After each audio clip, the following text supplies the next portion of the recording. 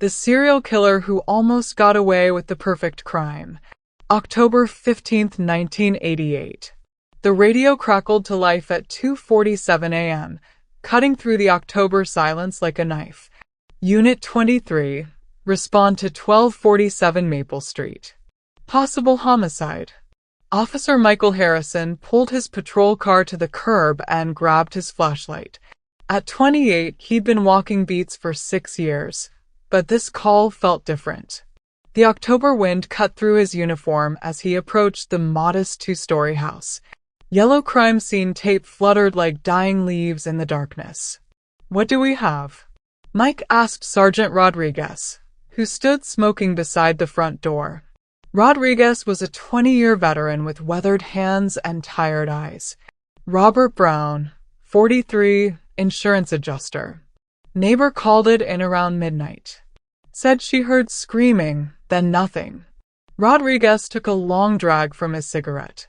"Detective Morrison's inside, but between you and me, this one's got him stumped." Mike stepped through the doorway and immediately noticed the smell. Not just death, but something else. Bleach. Lots of it. The living room looked normal except for the dark stain on the carpet where the body had been found.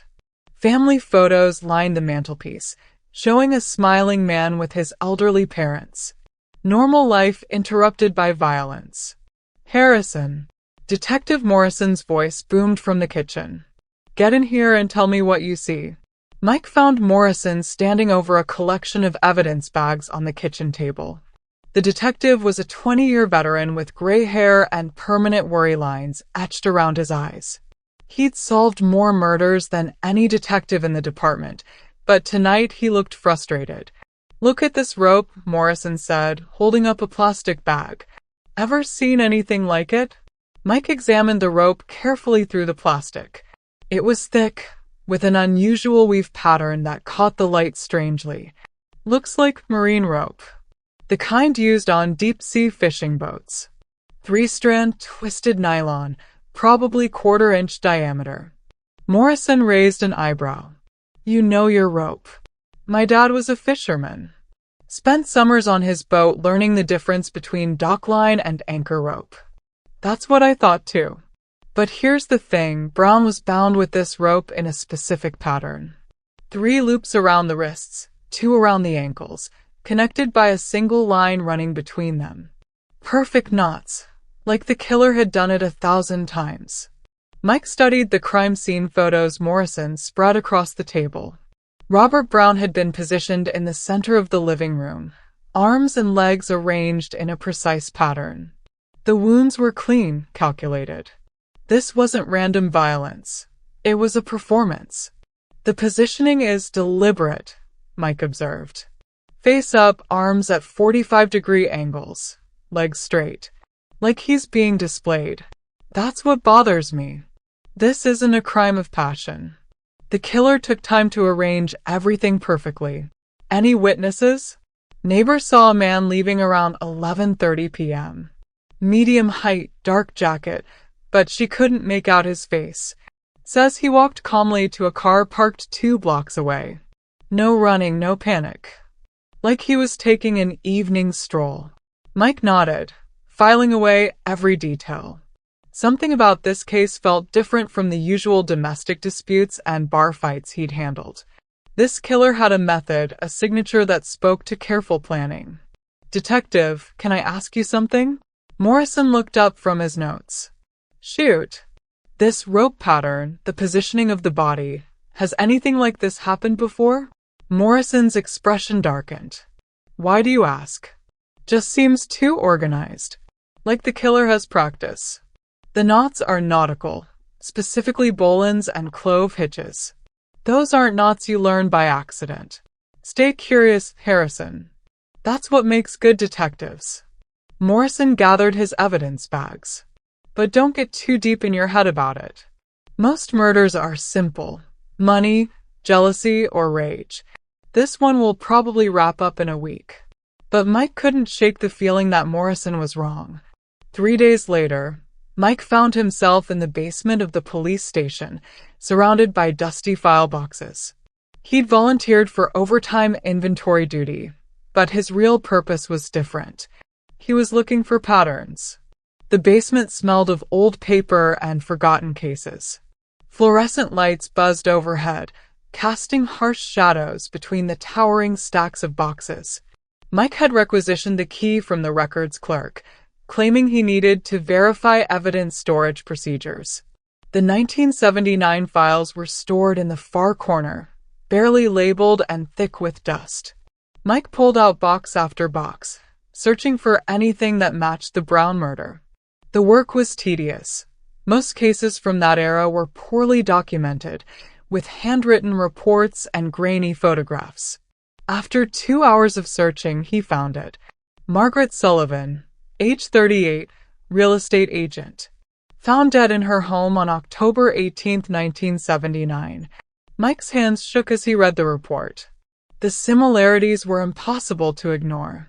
Bound with marine rope in a specific pattern. 3 loops around the wrists, 2 around the ankles, connected by a single line. Positioned in the center of her living room. Face up, arms at 45-degree angles.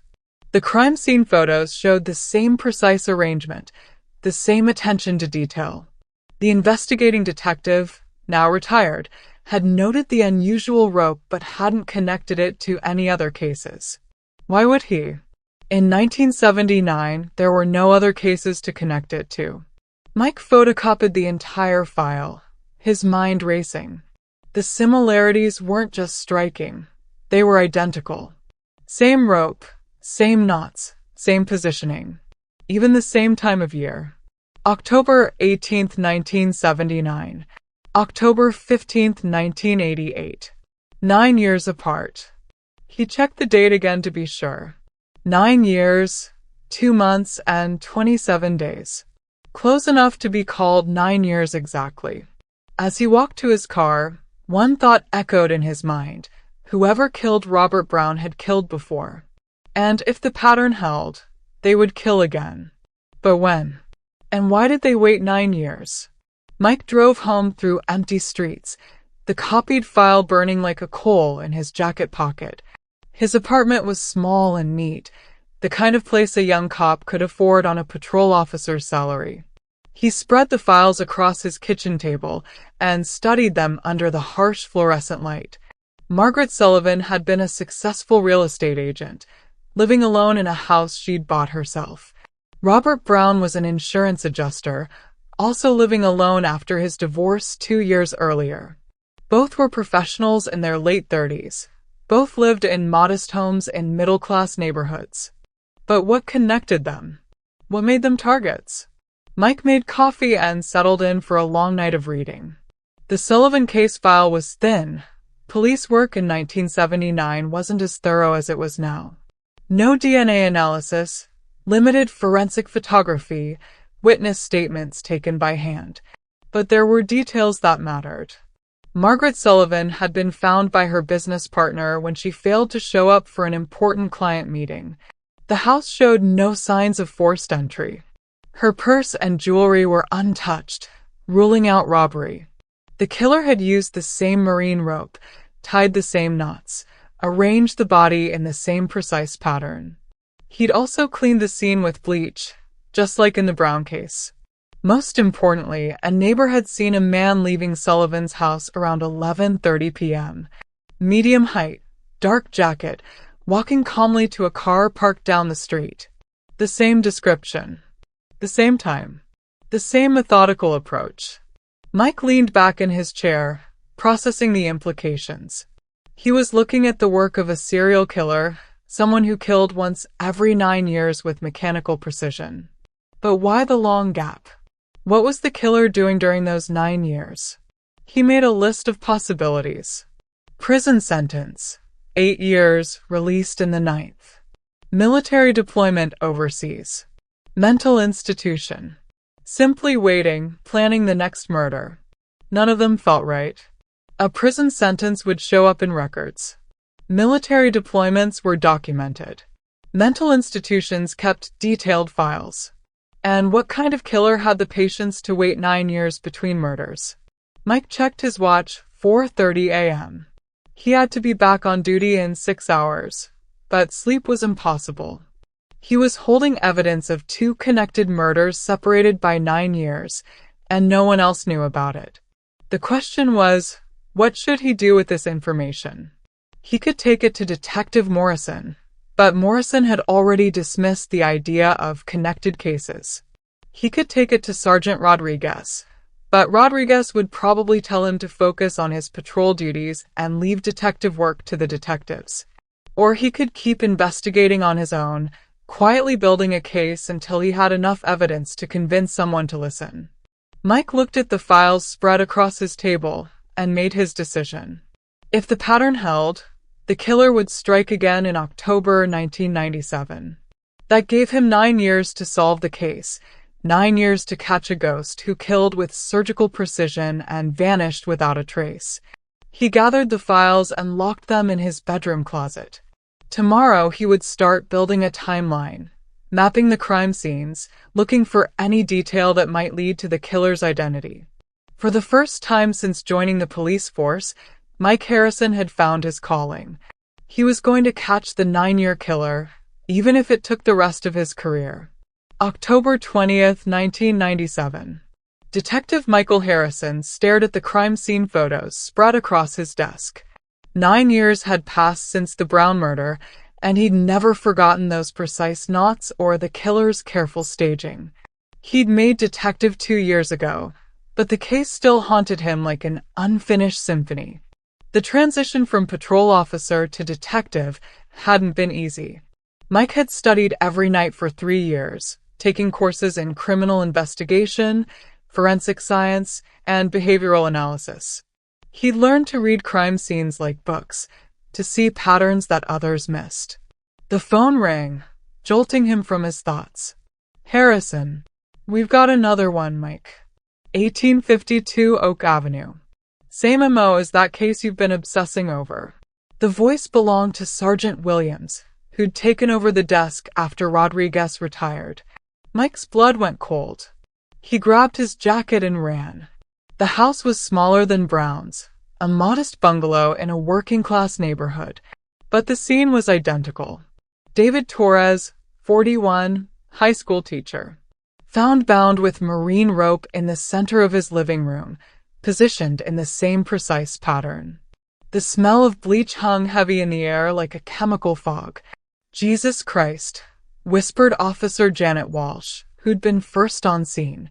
Walsh was young, maybe 25, with the wide eyes of someone seeing her first murder. It's exactly like the Brown case. Mike knelt beside the body, examining the rope with the practiced eye of someone who'd spent 9 years thinking about nautical knots. Same weave, same diameter, same construction. The killer had used bolins for the wrist restraints and clove hitches for the ankles, just like before. The neighbor called it in at 11:45 p.m., Walsh continued, consulting her notebook. Mrs. Rodriguez across the street said she heard screaming, then silence. Same timeline as your other cases. Mike stood and surveyed the room. Everything was too clean, too organized. The killer had taken time to stage the scene, to make it perfect. Even the blood spatter patterns were controlled, suggesting the killer had experience with violent death. Did anyone see the suspect leaving? Yeah, Mrs. Patterson 3 houses down. Says she saw a man walking away around midnight. Medium height, dark jacket. Couldn't see his face, but she noticed he walked very calmly. Quote, like he was walking to church. The same description from 9 years ago. Mike felt a chill that had nothing to do with the October weather. Any sign of forced entry? None. Torres either let the killer involuntarily, or the killer had a key. Mike examined the front door. The lock was intact. No scratches or tool marks. Torres had opened the door for his killer, which meant either he knew the person or the killer had presented himself as someone trustworthy. Over the next week, Mike threw himself into the investigation with an intensity that worried his colleagues. He interviewed every neighbor within a 6-block radius, checked every store that sold marine rope, and cross-referenced the victim profiles looking for connections. David Torres had been a popular teacher at Lincoln High School, divorced for 3 years, living alone since his ex-wife moved to California. His students described him as patient and kind, the type of teacher who stayed after school to help struggling kids. He had no enemies, no debts, no reason for anyone to want him dead. Just like Robert Brown. Just like Margaret Sullivan. The media caught wind of the connection to the 1979 and 1988 murders. Headlines screamed about a 9-year killer and demanded answers the police couldn't provide. Captain Martinez, who'd been promoted after Rodriguez's retirement, assigned Mike as the lead detective on what was now being called the 9-year case.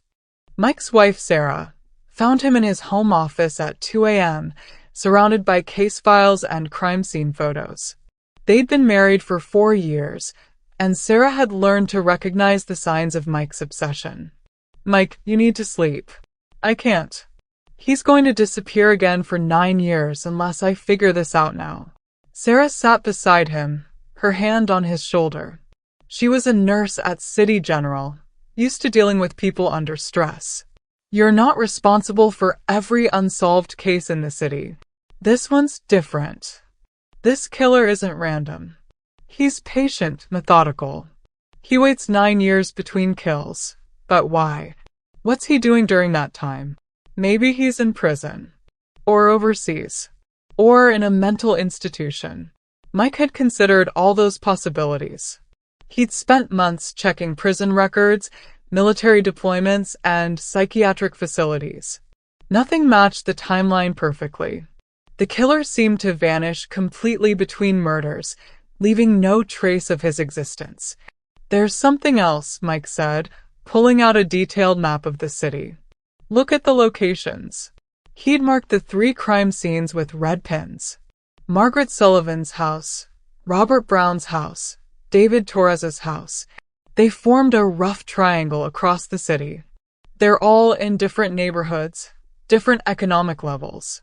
But they're all exactly 3.2 miles from the city center. Sarah studied the map with the analytical mind that made her a good nurse. "That's very specific. Too specific to be coincidence. This killer isn't just methodical. He's obsessive. Every detail matters to him.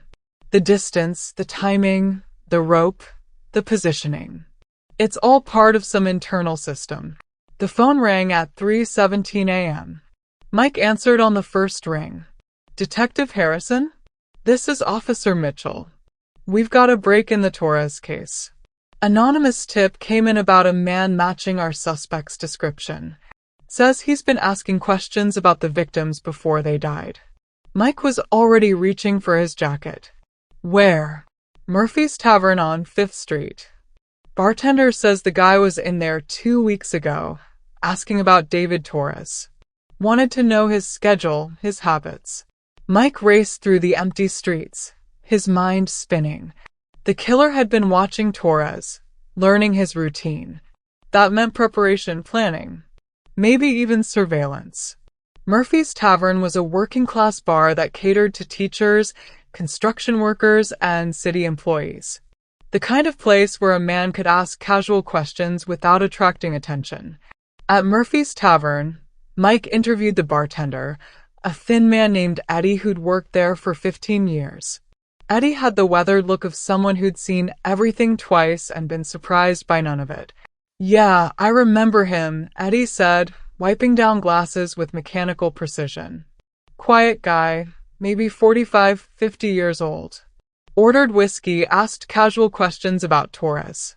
Said he was thinking about hiring him as a tutor for his kid." "Can you describe him?" "Medium height, brown hair, clean-shaven. Nothing special about him. The kind of guy you'd forget 5 minutes after meeting him. But he asked specific questions. What time Torres usually came in, whether he lived alone, what his schedule was like." Mike showed Eddie a police sketch based on the witness descriptions from 1988. The sketch was generic, medium height, average build, no distinguishing features. It could have been any middle-aged white man. Eddie studied it carefully. Could be him. But honestly, detective, this guy was so ordinary. He could be anyone. That's what made him memorable, if that makes sense. He was trying so hard to be forgettable. Did he pay with cash or credit? Cash. Left a decent tip too. Said he'd be back, but I never saw him again. Mike returned home as the sun was rising. Sarah was already awake, making coffee and preparing for her shift at the hospital. Any luck? Maybe. The killer was watching Torres before he struck. That's new information. What does it mean? Mike sat at the kitchen table, exhaustion weighing on him like a physical force. It means he's not just patient, he's a planner. He probably watches his victims for weeks, learning their routines, finding the perfect moment to strike. And then he disappears for 9 years. Yeah. The question is where? Sarah poured him coffee and sat across from him. They'd had this conversation before, but Mike's obsession with the case was growing stronger each year. Mike, promise me something. Don't let this case consume you. We have a life together, a future. Don't sacrifice that for a ghost. Mike looked at his wife, seeing the concern in her eyes. He wanted to promise her what she asked, but he couldn't. The 9-year killer was already under his skin, a puzzle that demanded solving. I'll be careful, he said finally. It was the best he could offer. But as he sat drinking coffee in the morning light, Mike couldn't shake the feeling that 9 years from now, the killer would strike again. And unless he found answers, another innocent person would die. The investigation continued for months. Mike interviewed Torres's colleagues, students, and family members. He traced the marine rope to 3 possible suppliers, none of whom remembered selling to anyone matching the killer's description. He analyzed the crime scene photos with forensic experts, looking for any detail that might provide a lead. The case generated hundreds of tips from the public, most of them useless. People reported suspicious neighbors, strange men asking questions, and vehicles parked in unusual places. Mike followed every lead, no matter how unlikely. But the 9-year killer had vanished as completely as he had in 1979 and 1988. No fingerprints, no DNA, no witnesses who could provide a detailed description. He was a ghost who killed with surgical precision and disappeared without a trace. By the first anniversary of Torres's murder, Mike had to admit defeat. The case would remain open, but there were no active leads to pursue. The killer had gone dormant again, presumably for another 9 years. Mike filed the case materials in 3 boxes and stored them in his office. But he never stopped thinking about the killer, never stopped wondering where he went between murders, never stopped preparing for the day he would strike again. In 2006, Mike would be ready for him. October 25, 2006. Detective Michael Harrison's marriage had ended 2 years ago. The divorce papers cited irreconcilable differences, but Mike knew the truth. Sarah had left because of his obsession with the 9-year killer.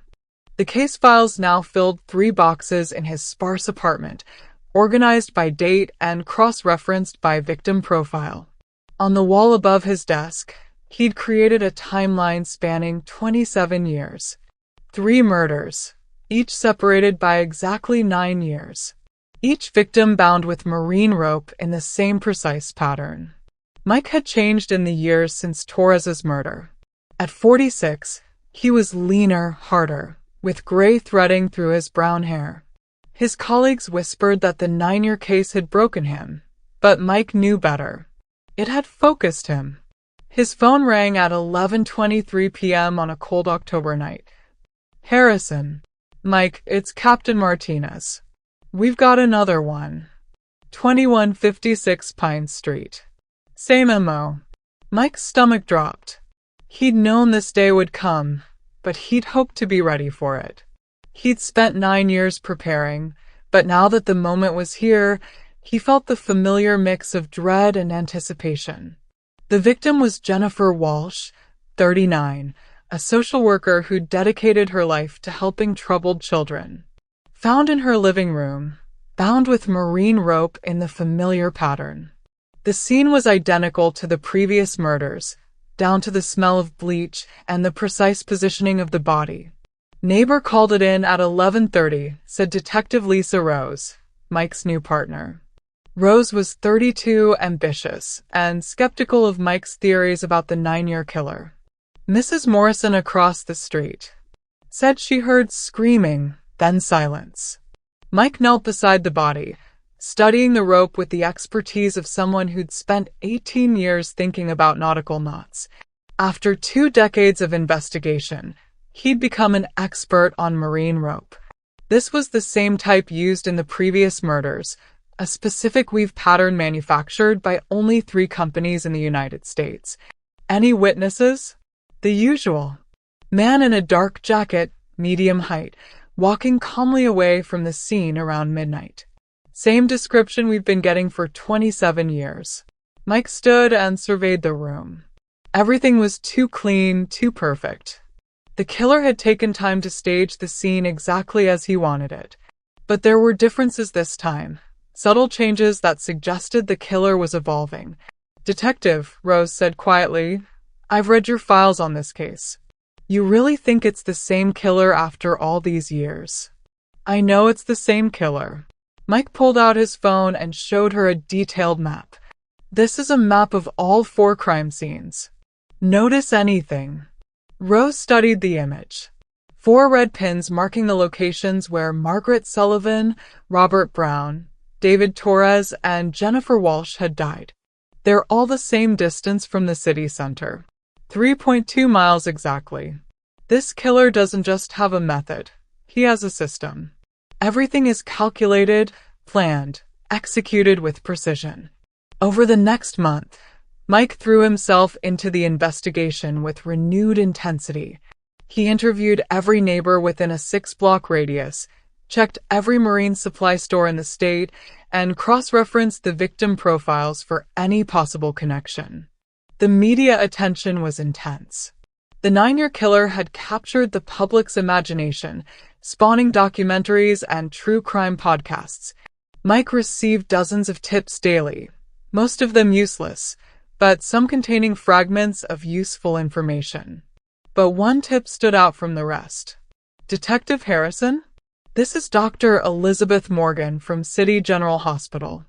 I saw your press conference about the 9-year killer. I think I might have treated him. Mike's pulse quickened. After 27 years, this was the first potential medical contact with the killer. When? 1988, right after the second murder. A man came to the emergency room with severe lacerations on his hands. Said he'd been in a boating accident, but the cuts looked more like rope burns. Mike grabbed his notepad, his hand shaking slightly. Can you describe him?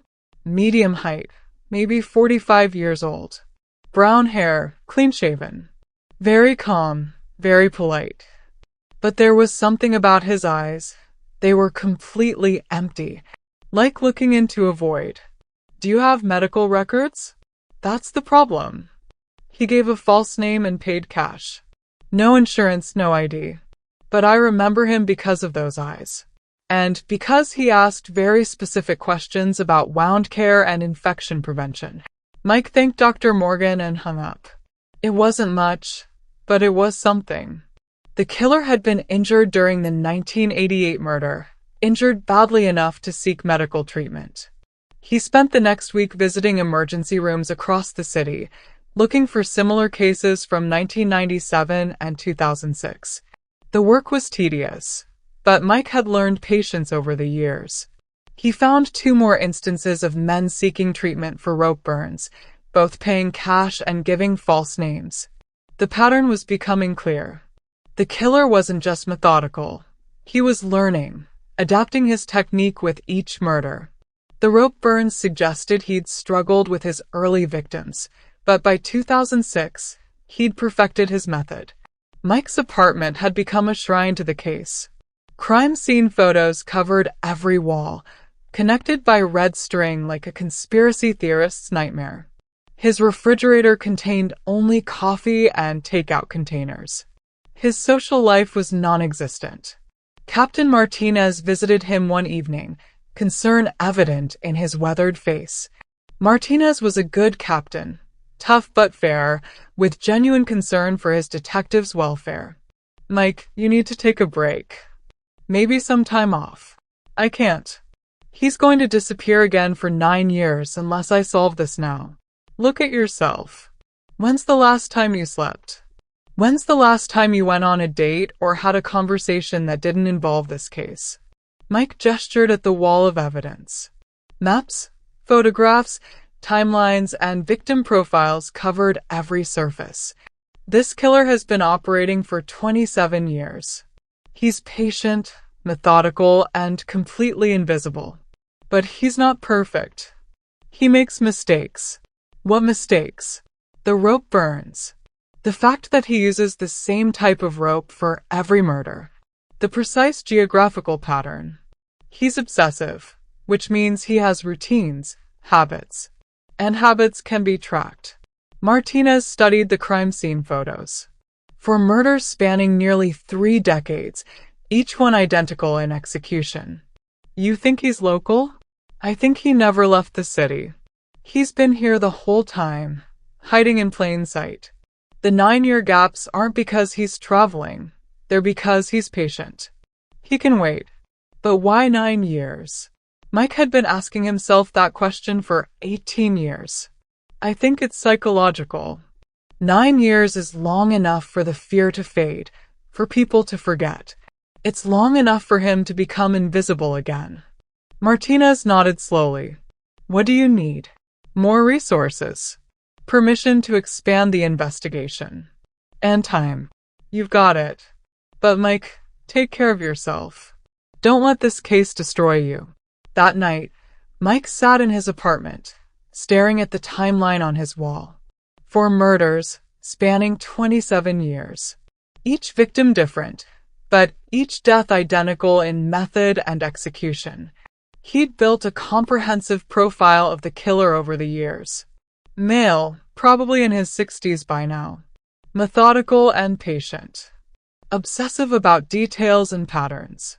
Able to blend into crowds and appear ordinary. Has access to marine rope and nautical knowledge. Operates on a strict 9-year cycle. Practices before each murder, indicated by rope burns. Uses false identities and pays cash. Appears calm and controlled even when injured. But why 9 years? What was the killer doing during the long gaps between murders? Mike had developed several theories over the years. Maybe the killer had a job that required long absences. Military service, merchant marine, long-haul trucking. Maybe he was institutionalized for 8 years and released in the 9th. Maybe he simply had the patience to wait, to plan, to perfect his technique. The most disturbing possibility was that the killer was completely functional between murders. He might have a normal job, normal relationships, a normal life. The killings might be his only outlet for whatever darkness lived inside him. As he sat in the darkness, surrounded by evidence and photographs, Mike made a decision. He would solve this case before the killer struck again. He had 3 years until the next murder, 3 years to find a ghost who had been evading capture for nearly 3 decades. He picked up his phone and dialed Detective Rose's number. "Lisa, it's Mike. I need you to help me with something." "It's 2 in the morning, Mike." "I know. But I think I figured out how to catch him." "How?" "We're going to be waiting for him next time. We're going to know where he's going to strike before he does." Rose was quiet for a moment. "That's impossible. The victims have nothing in common." "That's what I thought too. But I've been analyzing the geographical pattern, the victim profiles, the timing. There's a logic to it. A system. And if I can crack the system, I can predict his next move." "Mike, you've been working this case for 18 years. Maybe it's time to consider that some killers are just random. This killer isn't random. Everything he does has meaning, purpose. The 9-year cycle, the 3.2-mile radius, the specific rope, the precise positioning. It's all part of a larger pattern. Mike hung up the phone and returned to his wall of evidence. Somewhere in these photographs and reports was the key to stopping the 9-year killer. He just had to find it. He had 3 years to save a life he didn't even know was in danger yet. 2007 to 2014. The 7 years between 2007 and 2014 became Mike Harrison's personal war against time. He knew the killer would strike again in October 2015, and he was determined to be ready. Mike's first breakthrough came in 2008 while reviewing the medical records from emergency rooms. The rope burn treatments didn't just occur after the murders. They occurred exactly 2 weeks before each killing. He's not just injured during the attacks, Mike explained to Detective Rose during a late-night strategy session. He's practicing. The rope burns happened during rehearsals. This revelation changed everything. If the killer was practicing 2 weeks before each murder, that meant he was preparing, scouting locations, selecting victims. Most importantly, it meant there was a predictable window when he might be vulnerable. Mike began monitoring emergency rooms 2 weeks before each October anniversary. In 2009, he stationed plainclothes officers at hospitals across the city. The operation cost overtime money the department could barely afford, but Captain Martinez supported it. Nothing happened in 2009 or 2010. Mike expanded the surveillance to include urgent care centers and walk-in clinics in 2011, but still found nothing. Then, in 2011, his persistence paid off. Detective Harrison? The call came from St. Mary's Hospital at 3 a.m. on October 10th. We've got a man here with rope burns on his hands. Paying cash. No ID. Just like you described. Mike arrived at the hospital in 8 minutes, running red lights and radioing for backup. But the man was already gone. The nurse described him as medium-height brown hair, somewhere in his 50s. He'd given his name as John Smith and claimed he'd been injured while moving furniture. He seemed nervous, the nurse said. Kept looking toward the exit while I was treating him. Asked me twice if the treatment would leave scars. Mike examined the treatment room, but the man had been careful not to leave fingerprints. However, he'd made one mistake. He'd thrown away the bandage wrappers in the bathroom trash can. The DNA analysis took 3 weeks. When the results came back, Mike's hands shook as he read the report. The saliva on the bandage wrapper matched DNA found at the Jennifer Walsh crime scene, skin cells from under her fingernails, where she'd fought back against her attacker. For the first time in 23 years, Mike had physical evidence linking the killer to the crimes. But the DNA wasn't in any database. The killer had no criminal record, no military service, no arrests. He was still a ghost. Just a ghost with a genetic signature. Mike spent the next year working with the FBI's Behavioral Analysis Unit, refining the killer's profile. The Bayou agents were impressed by Mike's thoroughness, but concerned about his mental state. Detective Harrison, said Agent Sarah Collins during a 2012 consultation, "You've been working this case for over 20 years. Have you considered that your proximity to it might be affecting your judgment?" "My judgment is fine," Mike replied. This killer operates on a 9-year cycle. We have 3 years until he strikes again. But what if you're wrong? What if the cycle is broken? What if he's dead or imprisoned? Mike had considered those possibilities. He'd spent months checking obituaries, prison records, and mental health facilities. But deep down, he knew the killer was still out there. Still planning. Still waiting. He's not dead, Mike said with conviction.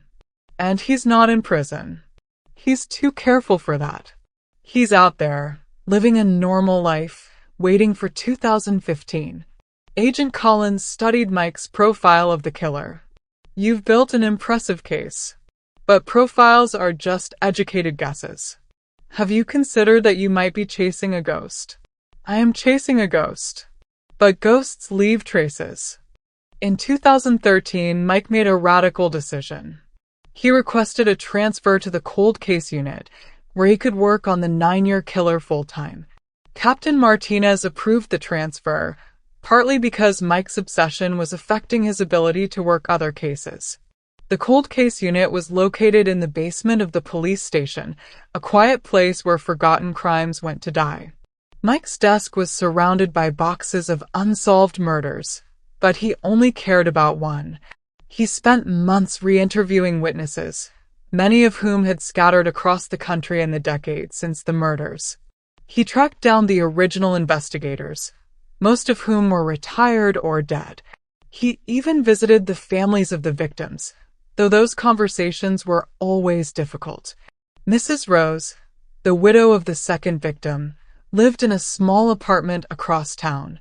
She was in her 70s now, her hair white and her hands shaking slightly from arthritis. "I remember you," she said when Mike showed his badge. "You were the young officer who found my husband." "Yes, ma'am. I'm still working the case." Her eyes filled with tears. "It's been 25 years. I'd given up hope." Mike sat across from her in her modest living room, surrounded by photographs of her husband and their life together. "Mrs. Rose, I need to ask you some questions about your husband's routine in the weeks before he died." "What kind of questions?" "Did he mention anyone new in his life? Anyone asking questions about his schedule or his work?" Mrs. Rose thought for a moment, her weathered hands folding in her lap. "There was a man who came to the insurance office. Robert mentioned him a few times. Said he was asking about home security policies." Mike's pulse quickened. "Can you describe him?" "Robert said he was very polite, very professional. Asked a lot of questions about when people were typically home, what kind of security systems they had, how insurance claims worked for break-ins." "Did your husband write down his name?" "I don't think so.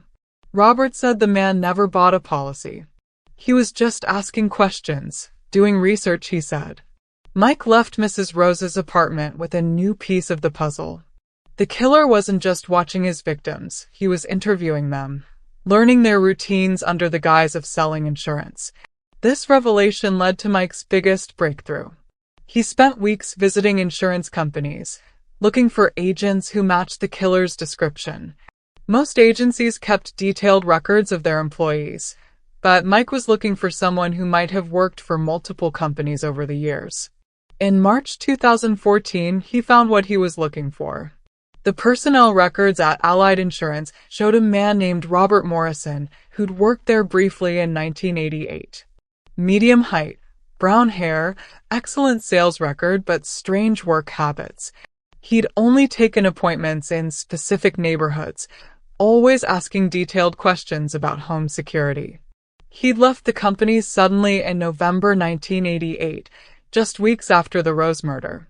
Mike cross-referenced the name with other insurance companies and found similar patterns.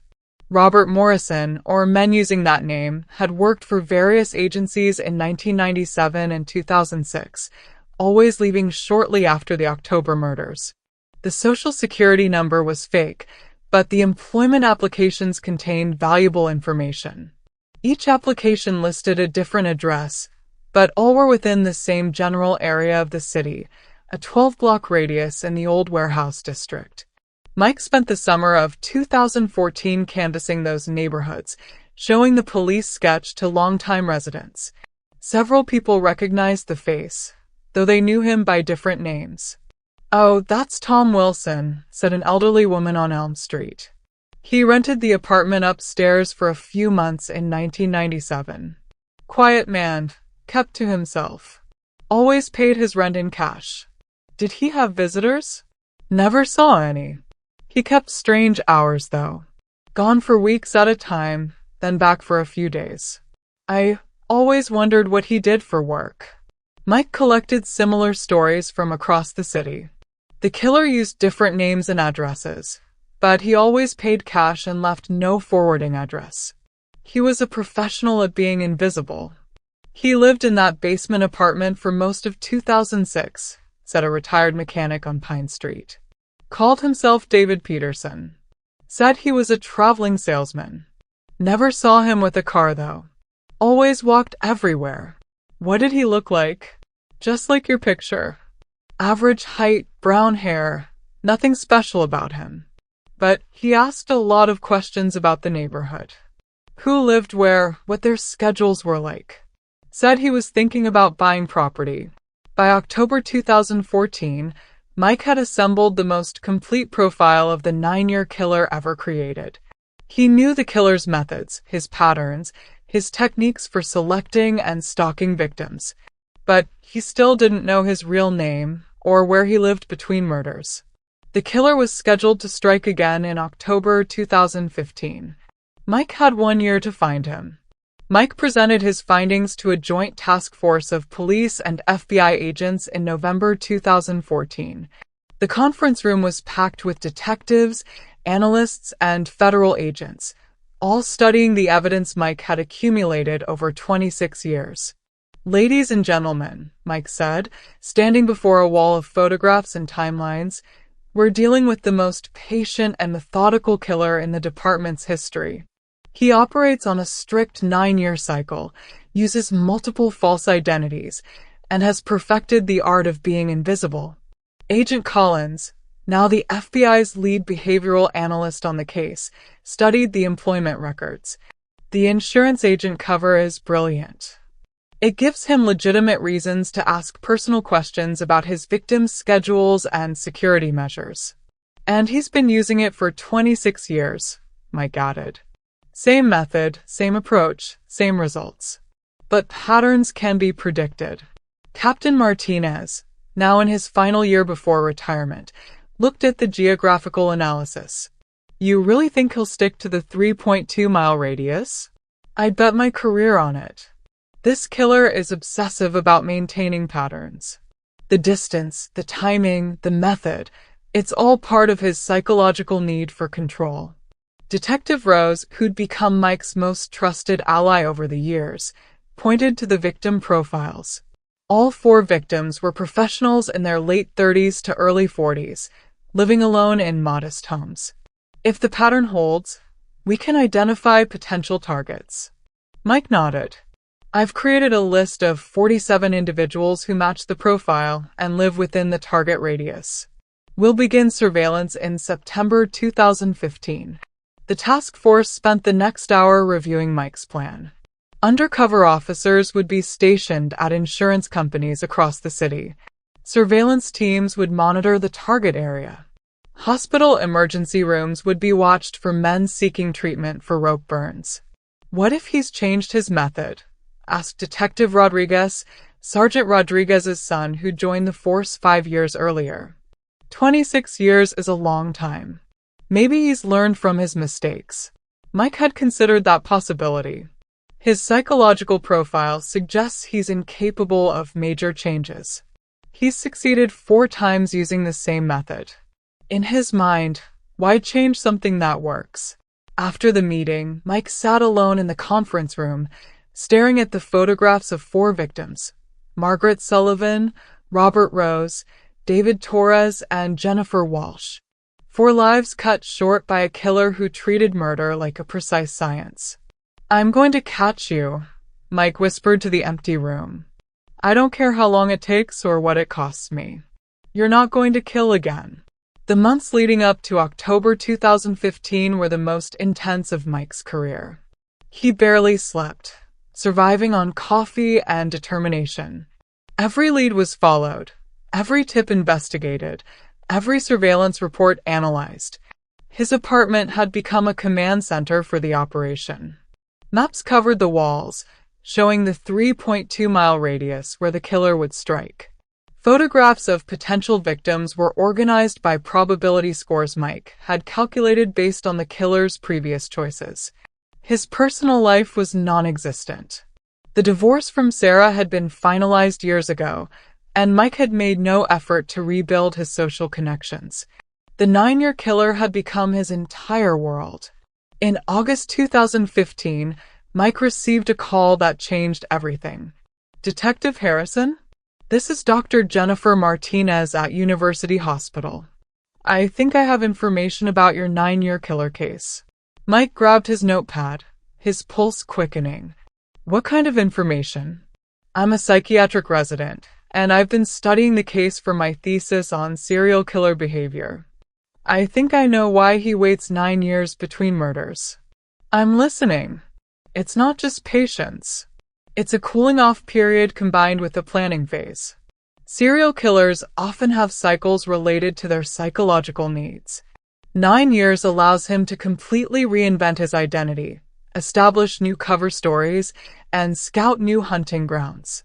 Mike had theorized something similar, but hearing it from a psychiatric professional confirmed his suspicions.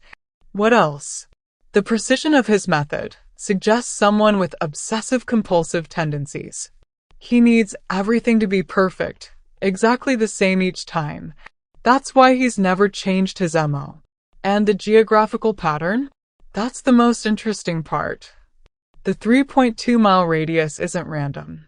It's exactly the distance he can walk from a central point and return within a specific time frame. He's operating from a home base. Mike felt a chill of recognition. A home base he returns to after each murder. Exactly. Somewhere within walking distance of all 4 crime scenes. Somewhere he feels safe and in control. After hanging up, Mike spread out his maps and began calculating distances.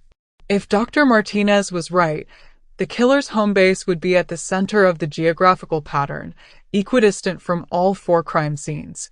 Mike marked the center point with a red pin. It was located in the old warehouse district, exactly where he'd found traces of the killer's rental apartments over the years. The killer wasn't hiding in different locations between murders. He was returning to the same general area, the same neighborhood where he felt most comfortable. Mike had 11 months to search every building, every apartment, every possible hiding place in a 12-block radius. It seemed impossible, but Mike had been chasing impossible leads for 26 years. The hunt was about to reach its climax. September 2015. Mike Harrison stood in the warehouse district at dawn, watching the sun rise over the city he'd protected for 27 years. At 55, he was eligible for retirement, but he couldn't leave. Not yet. Not until he finished what he'd started in 1988. The task force had been operational for 3 weeks, with undercover officers stationed at every insurance agency in the city. Surveillance teams monitored the 3.2-mile radius where the killer would strike. Mike coordinated everything from a command center established in an abandoned warehouse 2 blocks from the killer's presumed home base. Any movement on the insurance front? Mike asked Detective Rose, who was monitoring radio communications from multiple surveillance teams. 3 potential contacts yesterday. 2 were legitimate customers. 1 was a reporter trying to get information about the case. No sign of our target. Mike studied the map covering the entire wall of their makeshift command center. Red pins marked the 4 previous crime scenes. Blue pins showed the locations where the killer had rented apartments under false names. Yellow pins indicated insurance agencies where he'd worked temporarily. All of the pins formed a pattern centered on the warehouse district where they now sat. He's here somewhere, Mike said more to himself than to Rose. He's been here the whole time. The breakthrough came on September 15th. Detective Harrison, Officer Martinez called from across the command center. We've got a hit on the insurance surveillance. Man matching our description visited Mutual Life, State Farm, and Allied Insurance today. Same questions at each location. Mike's heart raced. After 27 years, the killer was making his moves. Which agencies? Mutual Life on Oak Street, State Farm on Pine Avenue, and Allied Insurance on Maple Road. He used different names at each location: Robert Morrison, Tom Wilson, and David Peterson. The same false identities from previous years, Mike said. He's following the exact same pattern. All 3 managers described him the same way: polite, professional, asking detailed questions about home security policies. He said he was doing market research for a consulting firm. Mike smiled grimly. The killer's obsession with routine was going to be his downfall. Did we get photographs? Better. We got video from the security cameras at all 3 locations. For the first time in 27 years, Mike was looking at clear images of the 9-year killer. The man in the videos was unremarkable, medium height, brown hair, wearing a conservative business suit. He could have been any middle-aged insurance agent or office worker. But his eyes were exactly as Dr. Morgan had described them 18 years earlier, completely empty. "Run facial recognition on these images," Mike ordered. "Check them against every database we have access to." The facial recognition search took 6 hours and came back negative. The killer had no criminal record, no driver's license on file, no military service record. He was a complete ghost in the digital age. But Mike had expected that. This killer had been evading detection for nearly 3 decades. He wouldn't be caught by a simple database search. "Set up surveillance on all 3 insurance agencies," Mike said. "If he follows his pattern, he'll return within the next 2 weeks to finalize his target selection." The killer returned to Allied Insurance on September 22nd. This time, Mike was watching from a van across the street, communicating with surveillance teams positioned throughout the neighborhood. Through binoculars, Mike observed the man who had haunted his dreams for 27 years. The killer moved with calm confidence, walking into the building like he owned it. He spent 40 minutes inside, presumably asking more detailed questions about specific clients. When the killer left the building, Mike followed him at a distance. The killer walked 3 blocks north, then 2 blocks east, moving with the purposeful stride of someone who knew exactly where he was going. Mike's radio crackled. "Subject is heading toward the warehouse district. All units maintain distance." The killer walked for exactly 22 minutes, following a route that took him through residential neighborhoods and commercial areas. Mike noted every turn, every street, building a mental map of the killer's movements. Finally, the killer turned into a narrow alley between 2 abandoned warehouses. Mike waited 5 minutes, then followed. The alley was empty. Mike called for backup and began searching the area systematically. The killer had vanished, but he couldn't have gone far. The alley was a dead end, blocked by a chain-link fence at the far end. Officer Walsh found the entrance to the abandoned warehouse. The door was hidden behind a stack of shipping pallets, invisible unless you knew exactly where to look. "Detective Harrison," Walsh called softly, "I think we found his base." The warehouse had been abandoned for decades, but someone had been living there recently. The main floor was empty except for dust and debris, but a careful search revealed a concealed staircase leading to a basement level. The basement had been converted into a living space. It was sparse but functional: a bed, a table, a few chairs, and a small kitchen area. Everything was meticulously organized, obsessively clean, but it was the far wall that made Mike's blood run cold. The killer had created his own version of Mike's investigation wall. Photographs of all 4 victims were arranged in chronological order, connected by red string to maps showing their homes, their workplaces, their daily routines. Detailed schedules were written in careful handwriting, documenting weeks of surveillance for each victim. "Jesus Christ," Rose whispered. "He's been planning these murders for years." Mike studied the wall more carefully.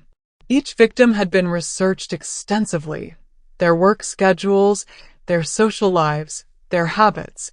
The killer knew everything about them before he struck. But there was something else. A 5th section of the wall was partially completed, showing photographs and information about someone Mike didn't recognize. "He's already selected his next victim," Mike said. The photographs showed a woman named Lisa Rodriguez, 38, a pediatric nurse at City General Hospital. The killer had documented her schedule, her home address, her route to work. He knew she lived alone in a small house exactly 3.2 miles from the city center. "We need to get to her before he does," Mike said. But as they turned to leave, they heard footsteps on the stairs. "Too late," said a calm voice from behind them. Mike spun around to see the 9-year killer standing at the bottom of the stairs, holding a pistol with steady hands. Up close, he looked older than in the surveillance videos. Maybe 65, with gray threading through his brown hair. Thomas Walsh, the killer said, as if introducing himself at a dinner party. Though I suppose you know me by other names. Mike kept his hand near his weapon, but didn't draw it. Walsh's gun was trained directly on Rose, and Mike couldn't risk her life. 27 years, Walsh continued. You've been very persistent, Detective Harrison. I've been watching your investigation almost as carefully as I've watched my victims. Why? Mike asked. Why kill them? Walsh smiled, but the expression never reached his empty eyes. Because I could. Because I was good at it. Because it was the only thing that made me feel anything. And the 9-year cycle? Perfection requires patience. Each murder had to be planned meticulously, executed flawlessly. 9 years gave me time to study, to prepare, to make sure every detail was perfect. Mike noticed that Walsh's hand was slightly unsteady. The man was old, tired, maybe even sick. This might be Mike's only chance. You made mistakes, though, Mike said, trying to keep Walsh talking. The rope burns. The false identities. The geographical pattern. Minor imperfections in an otherwise flawless system. But you have to admit, Detective, it took you 27 years to find me. That's a remarkable record. What about Lisa Rodriguez? She doesn't have to die. Walsh's expression hardened. The cycle must be completed. She fits the profile perfectly. 38 years old, lives alone, works in a helping profession. She'll make an excellent final victim. Final victim? I'm 65 years old, Detective. This will be my last performance. I want it to be perfect. Mike saw his opportunity. While Walsh was focused on explaining his twisted logic, Rose had been slowly reaching for her weapon. At Mike's subtle nod, she moved. Rose drew her gun and fired in the same instant that Walsh turned toward her. The shot caught Walsh in the shoulder, spinning him around and sending his weapon flying across the concrete floor. Mike tackled Walsh before he could recover, pinning him to the ground while Rose called for backup and medical assistance. It's over, Mike said, breathing heavily as he handcuffed the man who had haunted him for 27 years. Walsh looked up at him with those empty eyes and smiled. You were a worthy opponent, Detective. I almost wish I could see what case you work on next. There won't be a next case, Mike said. This was my last hunt. Walsh was charged with 4 counts of first-degree murder. The evidence was overwhelming. DNA, witness testimony, the detailed murder plans found in his warehouse, and his own confession. He was sentenced to life in prison without the possibility of parole. Mike attended every day of the trial, watching as the families of the victims finally got the justice they deserved. Mrs. Rose was there, now 81 but still sharp. She approached Mike after the verdict was read. Thank you, she said simply, her weathered hands gripping his arm. Thank you for never giving up on my husband. Mike retired from the police force 2 months later. Captain Martinez threw him a retirement party, but Mike left early. He'd spent 27 years hunting one man, and now that the case was closed, he felt strangely empty. He sold his apartment and moved to a small house by the lake, 30 miles outside the city. The house came with a dock and a small boat, his first real connection to the marine world that had defined the case for so long. The case files were donated to the police academy, where they would be studied by future detectives learning about long-term investigations and serial killer behavior. Sometimes on quiet evenings, Mike would sit on his dock and think about the case that had defined his career. He'd solved it, but at what cost? His marriage, his health, most of his adult relationships, all sacrificed on the altar of justice. But when he remembered the faces of the victims, when he thought about Mrs. Rose's tears of gratitude, when he considered that Lisa Rodriguez was alive because of his persistence, he knew it had been worth it. Thomas Edward Walsh would never kill again. The 9-year killer was finally silent. Mike had kept his promise to those 4 innocent people and to the one who almost became the 5th. He'd never given up, never stopped hunting, never let their murders go unsolved. Epilogue: The Weight of Justice. October 15, 2016. Mike Harrison sat on his dock, watching the sunrise paint the lake in shades of gold and amber. It was October 15th, exactly 1 year since Thomas Walsh's arrest, and 28 years since he'd first encountered the case that would define his life. The phone on the table beside him rang, interrupting the peaceful morning silence. "Mike, it's Lisa Rose." His former partner's voice carried across the miles between his lake house and the city. "I wanted to let you know Walsh died in prison last night. Heart attack." Mike absorbed the news without surprise. Walsh had been in poor health during the trial, and prison wasn't kind to elderly inmates, especially those convicted of particularly heinous crimes. "Any final words?" "He left a note for you. Said he was glad you caught him when you did. Said he was tired of being a monster, but couldn't stop himself. The warden is sending it to you." Mike hung up the phone and returned to watching the sunrise. The 9-year killer was truly finished now. No more victims. No more fear. No more cycles of death stretching into infinity. For the first time in 28 years, Mike Harrison felt completely at peace. The letter arrived 3 days later, written in the same precise handwriting Mike had seen on the murder planning documents in Walsh's warehouse hideout. "Detective Harrison, by the time you read this, I will be dead. I want you to know that despite our adversarial relationship, I respected your dedication. In 30 years of killing, you were the only one who truly understood me. I began killing because I was empty inside, and death was the only thing that made me feel alive. But as the years passed, the killing became a burden rather than a release. I continued because I couldn't break the pattern I had created. You gave me something I never expected, an ending. Thank you for that. The families of my victims deserve justice. I'm glad you were able to give it to them. Thomas Edward Walsh." Mike folded the letter and put it in his desk drawer. It was a strange sort of closure, receiving thanks from the man he'd spent his adult life hunting. But it was closure nonetheless.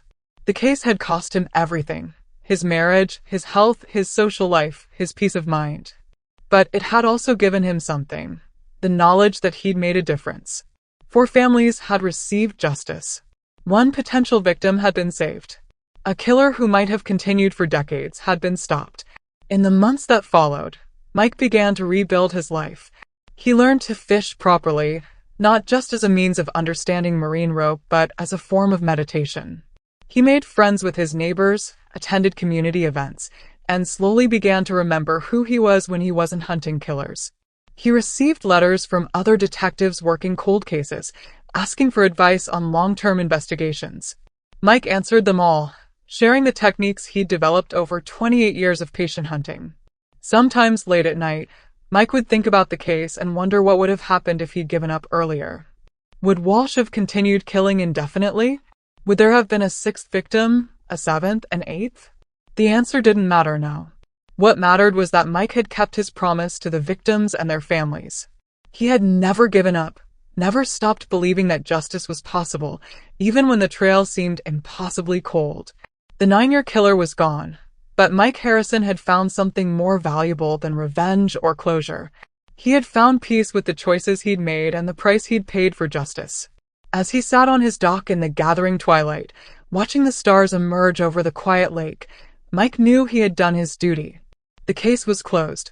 The killer was dead, and the city was safer because 1 police officer had refused to let a monster disappear into the shadows. Sometimes, that was all a detective could ask for. Sometimes it was enough. The end. We encourage you to like and subscribe to our channel if you enjoyed the video. Please share your thoughts in the comments section and explore our channel for a diverse range of content, including audiobooks, murder mysteries, psychological thrillers, and classic novels. We strive to provide comprehensive and engaging storytelling experiences. Your visit is highly appreciated, and we are confident you will find content to your liking.